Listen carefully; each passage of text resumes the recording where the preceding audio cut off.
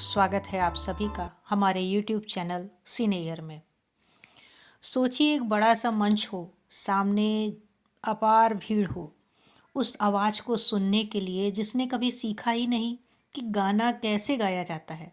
इसके बाद मंच संचालक उस तिलस्मी गायक को उसी के अंदाज में कुछ इस तरह से बुलाए, दादा दादियों, नाना नानियों, भाइयों बहनों, आप सबको राम राम कहने आ मरने रहा है खंडवा का की लड़का आभास कुमार गांगुली। दुआएं क्यों शायद मंच संचालक के इतना कहने के साथ ही भीड़ शांत हो जाएगी, जबकि जीने उन्हें की उस जादुई आवाज वाले तमन्ना गायक का शोर मचाकर स्वागत करना चाहिए था। मंच संचालक ने यहाँ गलती से उस गायक का असली नाम ले लिया। उसे कहना चाहिए था, आपके सामने आ रहे हैं किशोर कुमार। आभास कुमार गांगुली ही तो नाम था खंडवा के उस महान कलाकार का, जिसके गाए हुए गीतों का जादू आज तक बरकरार है और हमेशा ऐसे ही बना रहेगा। तो चलिए आज बात करते हैं उस जादुई आवाज़ की। 4 अगस्त 1926 को खंडवा मध्य प्रदेश के एक बंगाली परिवार में जन्मे किशोर कुमार विलक्षण प्रतिभाओं के धनी थे। हिंदी सिनेमा को कोई एक इंसान एक से ज़्यादा क्या योगदान दे सकता है, लेकिन यहाँ किशोर दा ने हिंदी सिनेमा को अकेले दम पर एक अद्भुत गायक दिया, जिसने सभी भाषाओं को मिलाकर लगभग 1500 गीत गाए। एक ऐसा अभिनेता दिया जिसने दर्शकों को अपना दीवाना बना लिया। वो निर्देशक दिया जिसके निर्देशन में 18 फिल्में बनी। किशोर कुमार अपने वकील पिता कुंजीलाल की 4 संतानों में सबसे छोटे थे। यही कारण रहा कि उन्हें हमेशा सबसे ज़्यादा प्यार मिला और इसी वजह से वो हमेशा खुश और मुस्कुराते रहे। कहते हैं किशोर कुमार को गाने का शौक तो बचपन से ही था, लेकिन शुरुआत में उनका गला बहुत बेसुरा था। लेकिन उसी बीच कुछ ऐसा हुआ कि किशोरदा का गला खुल गया। हुआ कुछ यूँ था कि जब किशोरदा छोटे थे तो एक दिन वो माँ के पास रसोई में गए। बचपन से ही अफलातूनी रहे किशोर कुमार ने देखा नहीं और गलती से अपना एक पाँव सब्जी काटने वाले हंसिया पर रख दिया। लाडले के पैरों की कटी उंगलियां और बहते खून को देख सबके रंग उड़ गए।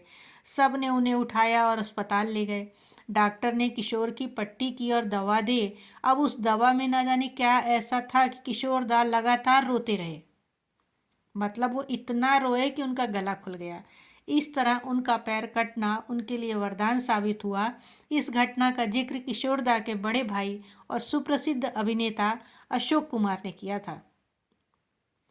उनके द्वारा पहले गाए गाने के बोल थे, मरने की दुआएं क्यों मांगूं, जीने की तमन्ना कौन करे, ये दुनिया हो या वो मरने दुनिया, अब की ख्वाहिश दुनिया कौन करे। ये गीत जब दुआएं किशोरदा ने गाया तो उनकी क्यों मांगू जीने की तमन्ना कौन करे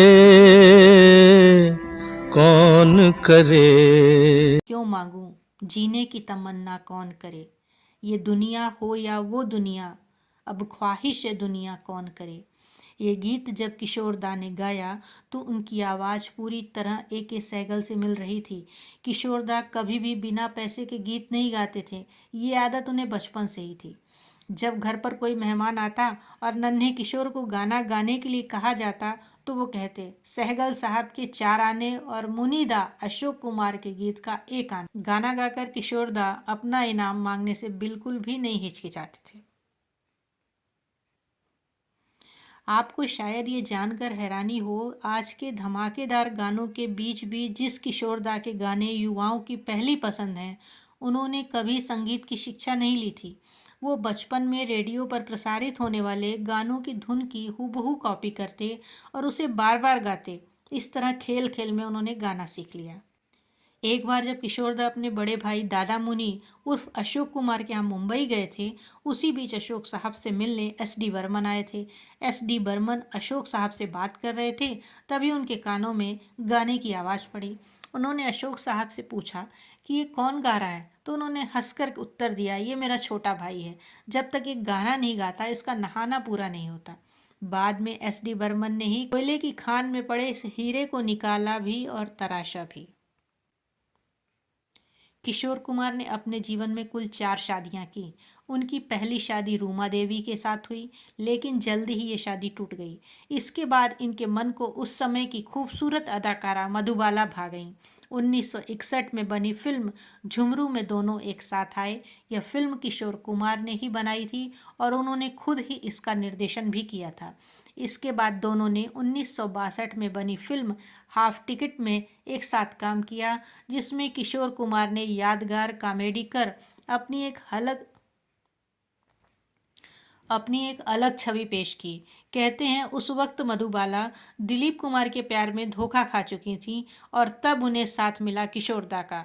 फिल्म महलों के ख्वाब से दोनों एक दूसरे के करीब हुए थे। मधुबाला को हंसना पसंद था और किशोर कुमार हंसाने के फन के माहिर खिलाड़ी थे। इस तरह दोनों ने शादी का मन बना लिया। हालांकि मधुबाला से शादी को लेकर किशोरदा के घर वाले सख्त खिलाफ थे, मगर उनकी मर्जी के खिलाफ जाकर किशोरदा ने मधुबाला से शादी कर ली। मधुबाला संग शादी करने के बाद उन्होंने अपना नाम बदलकर इस्लामिक नाम करीम अब्दुल रखा। शादी के बाद वे दोनों लंदन चले गए, लेकिन वो ये नहीं जानते थे कि लंदन में एक दुखद समाचार उनकी प्रतीक्षा में बैठा है। यहाँ इन्हें पता लगा कि मधुबाला के सीने में 2 सुराख लिए बैठी हैं, जो 2 साल के भीतर उनकी जान ले लेगा।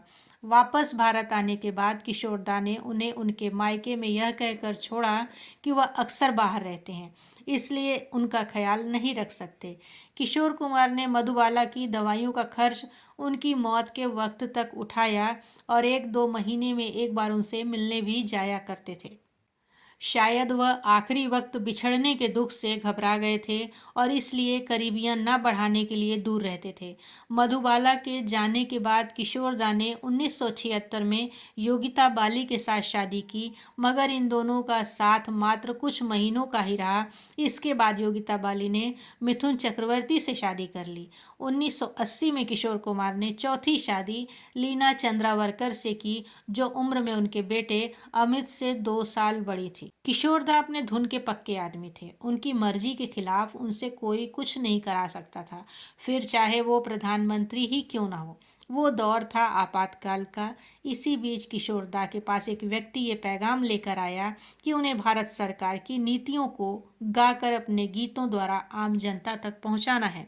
किशोरदा ने उस आदमी से पूछा कि उसे ऐसा क्यों करना पड़ेगा। तब उस आदमी का जो जवाब था, उसने किशोरदा का पारा पूरी तरह से चढ़ा दिया।